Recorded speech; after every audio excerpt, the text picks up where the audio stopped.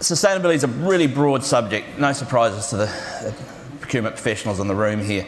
So I'm going to go through at a high level just a broad context about sustainability, and then going to start to drill down into carbon and hopefully provide some further insights on how to measure and manage particularly these tricky Scope 3 ones, and how that links into the likes of the Science Based Target Initiative and other voluntary reporting schemes. So the world's changed, and we were discussing it over in the educating table. Oops.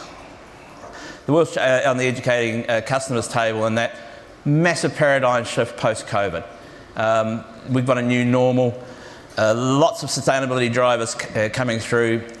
There's a lot of government action, and particularly around here in the UK, with the government setting net zero targets, a lot of industry sectors setting targets well ahead of that, and obviously as procurement professionals, you'll be aware of both supply chain pressures and the needs to change. So getting it in place is difficult, and it all kind of sits on your shoulders, right? So procurement has perhaps the greatest opportunity to influence change towards a net zero future. One of the fundamentals about managing risk and managing change is that if you can't measure it, you can't improve it. And it is the biggest challenge, particularly when you're starting to get into the carbon space. Where do you start? So the DIY challenge. I'm not sure how many in the room are still using own internal systems. Some of them have perhaps been developed, evolved over years. Most larger organisations are using some form of software to try and manage the overwhelming amount of data that they have to process. Achilles, like a lot of procurement management supply solution providers, have tools that help take that metadata and be able to dilute it down into some sort of manageable bite-sized piece. And that's often one of the biggest steps in trying to identify where your various risks are in your ESG elements that you're trying to manage. One thing we often see when working with clients is actually the quality of the data coming through, the confidence that you have in it.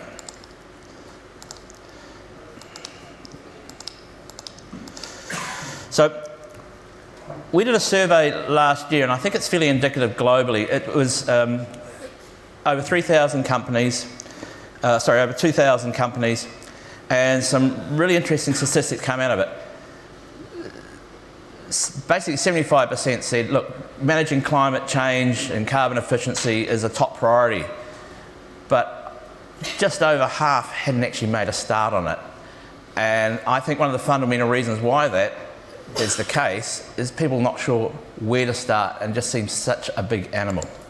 So setting short-term and medium goals, and if you haven't picked it up already, I tend to run through these quite quickly. So this is we could say in New Zealand, this is a fast game's a good game, and this is very much like radio with pictures. So I will go through this at some pace, but if you look at the business trend around climate change, it's probably that third bullet point is the key takeaway.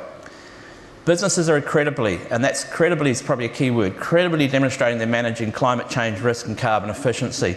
You're going to be more resilient. You're going to attract investment and customers alike. Right.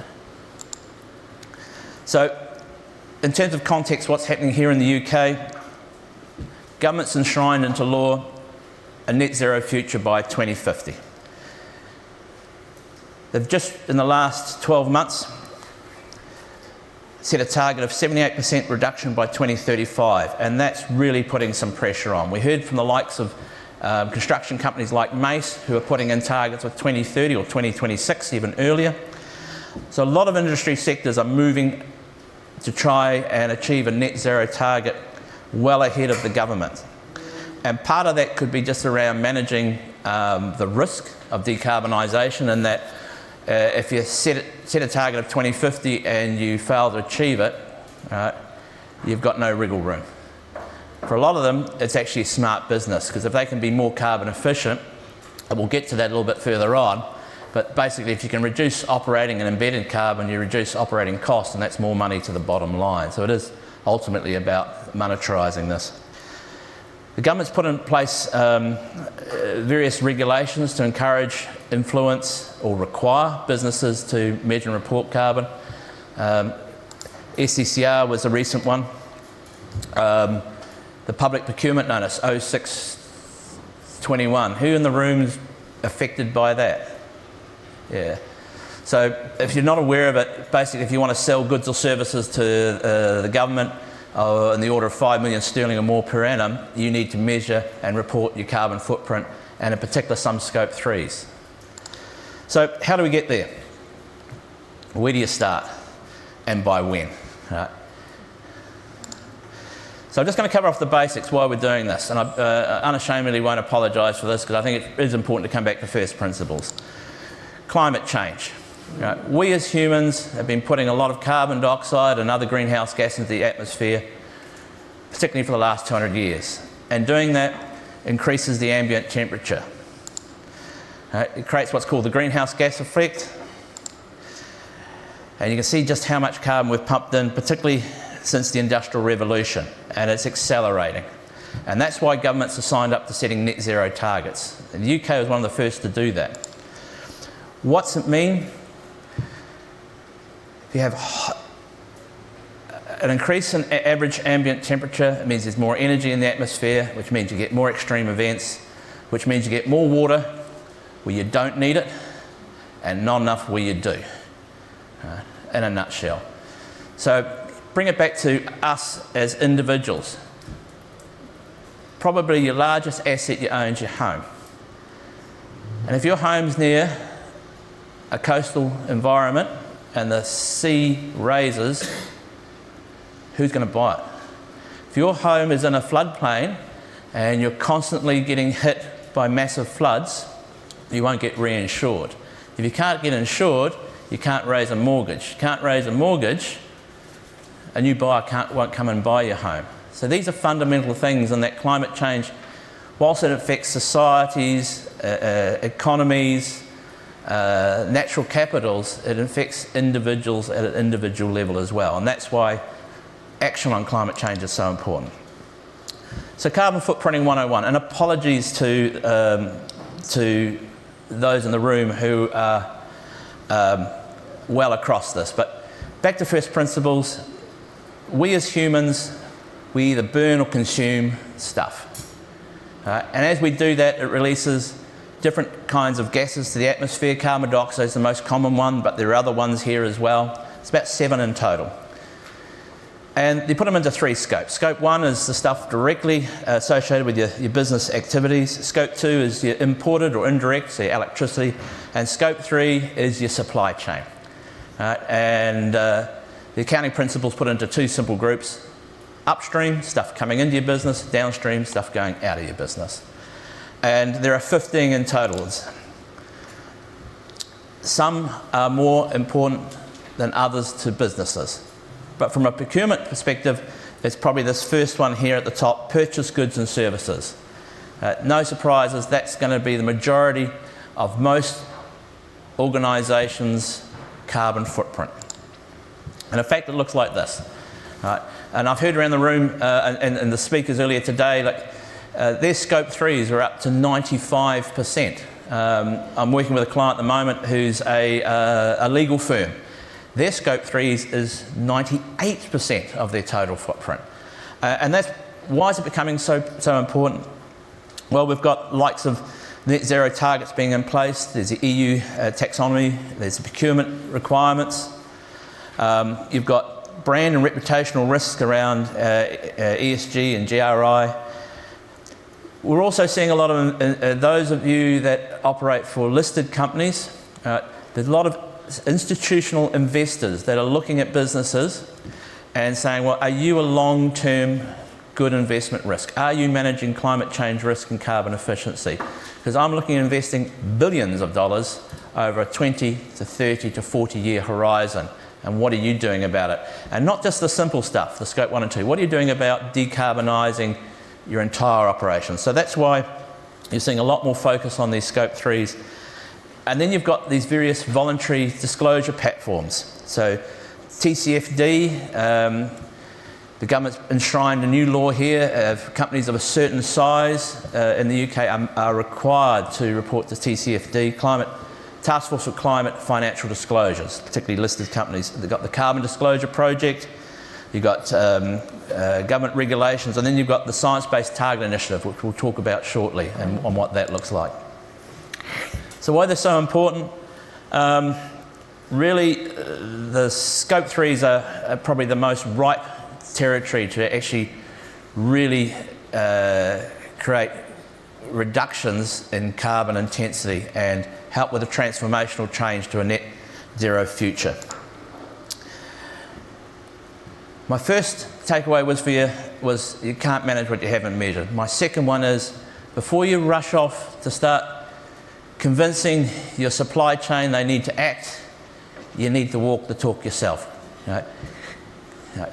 Because ultimately, you're not going to get there with a stick approach. Right? It's about influencing, encouraging, walking the talk, demonstrating leadership, strong leadership in the space. So get your own house in order first. So Science-Based Target Initiative. In the room, who's currently signed up to Science-Based Target Initiative? Oh, quite a number. Okay. So it is one of the many available voluntary disclosure platform and programs, or standards if you like, that businesses can join to help measure and manage their carbon reduction activities. It originally came out of the Carbon Disclosure Project. So again, in the room, who currently measures and reports to CDP? Okay, and you'd be aware CDP's changed the rules this year. They've got a new scoring card and they're really looking at Scope 3s. So the Science-Based Target Initiative actually incubated out of CDP. It used to be in the same building and they've spun off. And it's a collaboration between CDP, United Nations Global Compact, the WRI and WWF. And it's linked to this We Mean Business Coalition commitments around trying to reduce the amount of carbon dioxide being poured into the atmosphere. They have their own process. It's a 5-step process, and it really involves around, first of all, making a commitment, saying, yeah, I want to do something. So you put a commitment letter in. And the second then is you develop your own carbon reduction targets that are appropriate and relevant to your business. You submit those, and then you go through reporting cycles to show that you're achieving reduction goals. Now, the Science-Based Target Initiative, the end game is a net zero, helping businesses achieve reductions of at least 1.5 degrees Celsius and achieve a net zero by 2050 or earlier. Now, this is where people often get stuck. How do you do it? So I'm going to hopefully lift the veil on some of this as a certifier of carbon assertions. Generally, for the likes of Science-Based Target Initiative and the CDP, there's two key carbon accounting guidances. One's called the World Resource Institute Greenhouse Gas Accounting Protocol, and the other's an ISO standard called 14064 Part 1. Effectively, one tells you what and why you should measure, and the other tells you how. And if you use both of those together, you'll be able to develop a really robust emissions inventory for your Scope 1, 2 and 3s. So for the Science-Based Target Initiative, one of the first things they do is which Scope 3s are relevant and important to you. Right? And there are 15 in total, and some of them may be irrelevant. You can take them off the table straight away. For example, franchises is one. If you don't have franchises, you don't have to report that. Before you make your commitment to Science-Based Target Initiative or a commitment to a net zero target, I strongly encourage you to go through this exercise of intended use. What's important to you and why? Is it because you want to save money? Is it because you want to reduce carbon? Is it because of your brand and your brand positioning? Is it because of your staff, or you wish to manage risk down through your supply chain? And we at Achilles got some tools to help actually work through that or align with the SPTi. We provide a certification program that has some mandatory Scope 3s that businesses must measure and report. Right? If to the minimum to achieve certification in the ISO standard. If you're capturing the room under PPNO 621, then the ones that are highlighted here, fuel, upstream transport, waste, business, employee commuting and downstream transportation and distribution, you must measure and report those for PPNO 621. And then you've got the full Monty, all 15. And for those who look at the set net zero targets or a science-based target initiative, you need to go through a screening exercise and work out of those 15 which ones are important. From a procurement professional, it's going to be pretty straightforward. It's probably number one. Your purchase goods and services. Once you've done that screening exercise, you identify which ones are relevant to you. This is actually quite a typical profile for a construction company. This is what they would tend to have in terms of their scope 3s that are important. But again, you can see purchase goods and services on balance will probably be about 80%, even more, of the total footprint. So where do you start? Well, it is like eating an elephant, one bite at a time. Let me go back. So start one bite at a time. So what I try and do is encourage people to take an 80-20 rule. There's 20% of your effort is going to give you 80% of your results. Right? Challenging for collecting data is that you've probably got a large number of suppliers. We saw Mace before. I think they targeted around 126 of their tier ones. Right? They've probably got something in the order of 2,000 suppliers. The people you're dealing with probably have a lack of knowledge. In an ideal world, you should be able to ask your tier ones what's your scope 1 and 2s, and your scope 3s, and they'll be able to tell you that number. The reality is that's probably not going to happen. Won't happen for another 5 or 10 years. Right? And then there's a lack of transparency or assurance around the quality of the data. And it's also the cost. If you're an SME, small medium enterprise, and someone wants you to provide a robust carbon footprint, you probably can't afford it. So there needs to be a way to start the journey. And the way you can do that, in the simplest term, is do what's called value chain mapping. So I'm looking just at purchase goods and services. It is acceptable and it's pragmatic to do what's called a spend-based approach.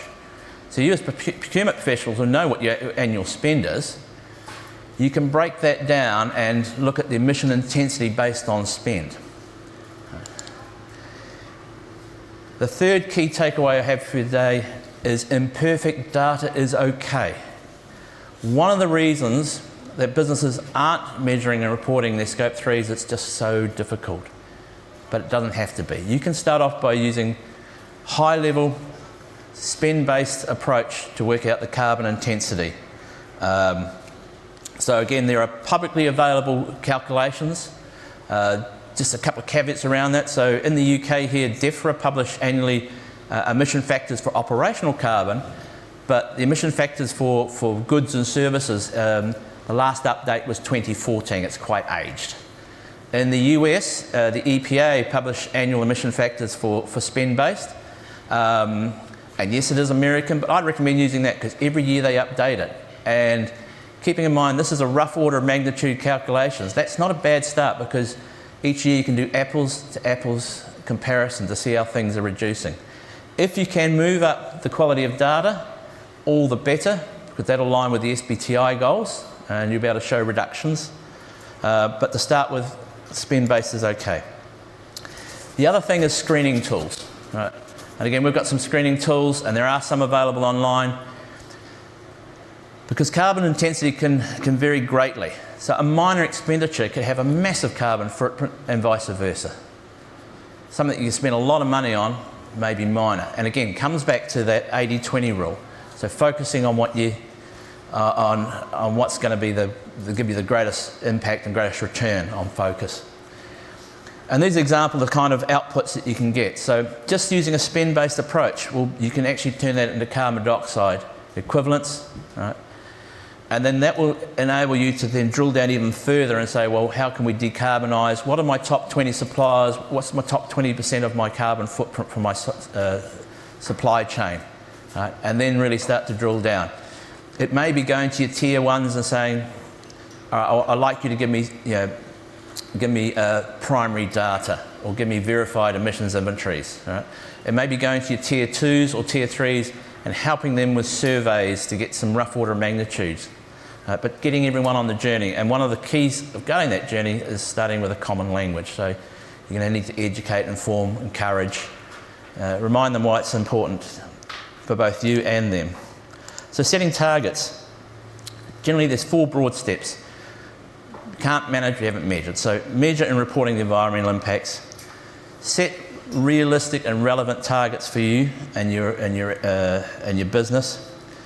Create a route map. Now, we talked about it around our table, that you often get these incremental changes, but at the same time, to get to net zero, you're going to have some transformational changes. Right? So you need to think, it's net zero is a strategic long-term process, but right now, starting with measuring and managing and informing and sending strong signals, identifying who your top 20 is in terms of your emission intensities and your supply chain is a great starting point. And the other thing for the managers in the room, create an incentive structure that linked to reducing carbon. So we heard one before the lunch, one of the speakers about their organisation having blue values in terms of monetarising and rewarding managers for reducing carbon. This is the 4th takeaway, there is no wrong or right way. Right? Just keep moving up. Right? Progress is never a straight line in this. And that's perhaps one of the hurdles why half the businesses haven't started this, they're not quite sure how to. Use a spend base, get yourself started on the journey, right? Collaborate, share success stories with your suppliers and your industry peers. Remember the 80-20 rule. Engage with your tier 1s and your tier 2s. Be really clear about what's important to you. If you are going to use questionnaires, that's a great start to start educating people, but won't necessarily give you the numbers you need to start managing the problem. So it's about getting them moving forward and helping them understand the conversation. We've got some tools that are really light touch tools to help SMEs as well as the big companies just to start with their journey and measure and reporting, understand it. For a small business, particularly with the energy crisis, it's difficult to have an eloquent conversation about climate change and carbon when they can't put bread on the table. Right? So be mindful of that as well, and that if you can help them reduce carbon and it helps reduce their operating costs, that's going to make them more resilient and financially sustainable as well. Set meaningful targets to reduce, and again, one of the challenges is that when you've got tier 1s reporting to you what their carbon is, are they all reporting in the same way? Are you using the same measuring stick? So again, best practice, use the ISO standard and the greenhouse gas protocol hand and glove. Set a base year, identify your carbon hotspots, align your targets with a 1.5 degree goal. Now there are tools online, and we've got them as well, that help you put your figures in and will show you, convert that into degrees Celsius. You can see how things are tracking. And once you've done that, and I would say only once you've done that, then set your net zero year. Don't say, I will do 2030 and not know what that means and how you're going to get there, because that's just the law of disappointment will win. Does it work? Anglian Water, one of our case studies, been with the certification program over 10 years. For them, they've been able to reduce operational carbon by 34%.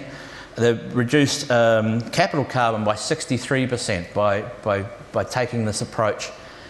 And monetarising it, for those CFOs in the room, it saves them in the order of 2 million sterling per annum. Right? They are a large organisation, but it works. So often one of the things is about when you're trying to communicate this with both your internal and external stakeholders, use a common language, and that's monetize it. Good for the environment, good for the bottom line. Key takeaways: net zero requires transformational change, strong leadership, align your business values, walk the talk before you ask others to do the same. You cannot measure what you haven't measured. get a really deep and robust understanding of the supply chain's carbon liability. So use that rough order of magnitude calculation on a spend base, focus on the 80%, the 80-20 rule. So focus on your hotspots, collaborate, educate, both with your customers and your peers. And that's how we will move forward and get the transformational change required to get that 2050 or earlier goals.